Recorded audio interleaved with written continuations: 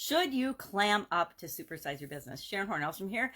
And our idiom today is clam up. Like the clams, when they're faced with a predator or something, they will shut really tightly their shell and they'll hide in their little clam shell and they will not open up. And if you've ever tried to open a clam shell, looking for pearls, they're super duper hard to open.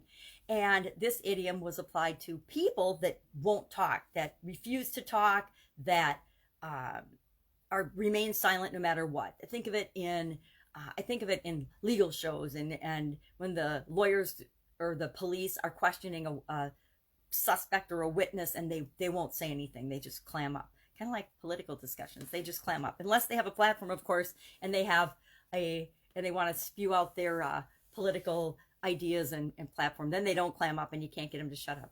Not unlike me sometimes.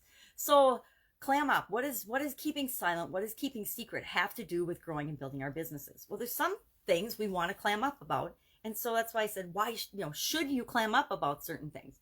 I consider, and a lot of times contractually in the business world, we are obligated to keep certain types of information secret, proprietary secrets, proprietary processes, patented information. Although the patents are available, they're protected by law. And there's certain things that you can't do. You can't infringe other people's patent rights. You cannot break people's contracts. You cannot share trade secrets. In corporate America, I believe I had a confidentiality agreement in every corporation I ever worked for. It was just standard operating procedure to protect the company's way of doing things, their secrets, to, give them a competitive edge. At least that's the thinking. So revealing secrets, sharing secrets, sometimes we contractually and legally are obligated to clam up and not share that information.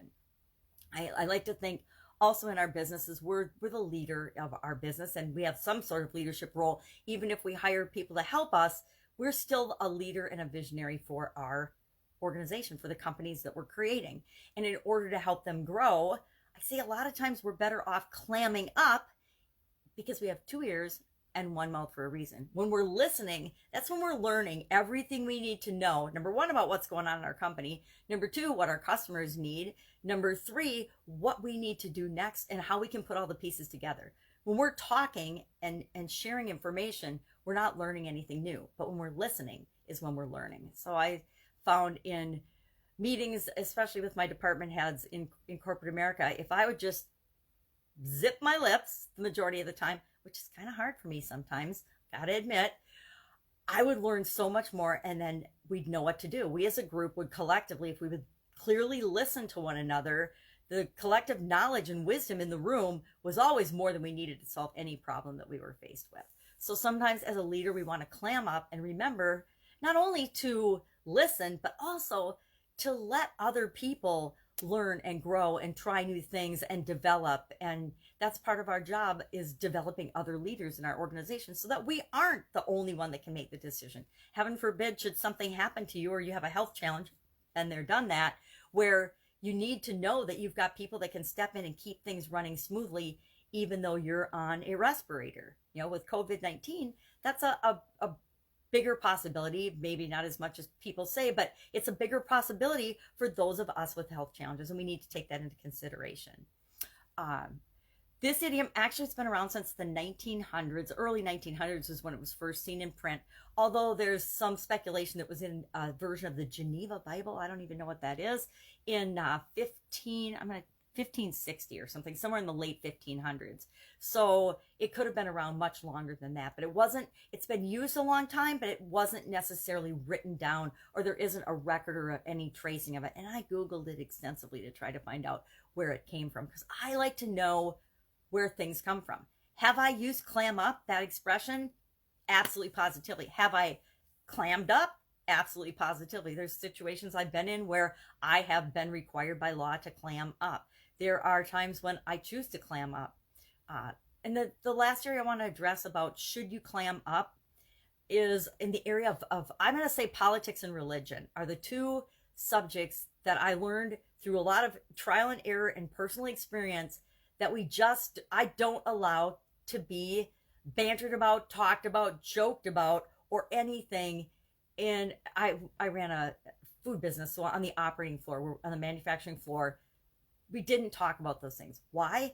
Number one, someone always got their feelings hurt. Somebody was always upset whenever there was a discussion that was surrounded those two topics, because politics and religion are things and beliefs that we hold so dearly. Core values often tie into politics and religion, that we're not going to change someone else's mind by having a discussion about it. We're not going to change somebody's beliefs of 20 years by having a social media talk about it. We're not going to change anyone's mind about certain things, especially when there's so much misinformation out there. It is everyone's right and responsibility to think for themselves. It is not our job to think for them. It is not as business owners, it is not our business to manipulate, because if we're using our position, it's manipulation to share our beliefs about politics or religion. I contend that is unethical and wrong. People are welcome to argue with me, but I think it's unethical and wrong, because you're using your position power to influence people or to manipulate people to do something or think the way that you do. And that is an abuse of power. Just like sexual harassment and anything else, political harassment or religious harassment, not okay. At least not okay in my book. So could you, should you, would you clam up about certain things? It's always up to you. It's your business.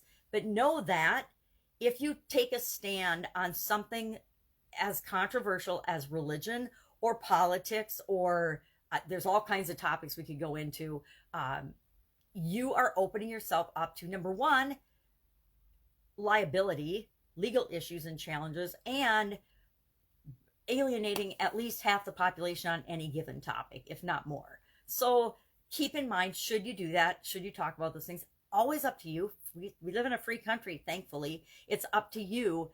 But be aware that if you do that, you will, like any other choices and decisions you make for your organization, end up having to live with the consequences of that and the fallout of that. And unfortunately, in this day and age of social media and misinformation, one piece of misinformation attributed to you or your company could have dire consequences. Just a warning.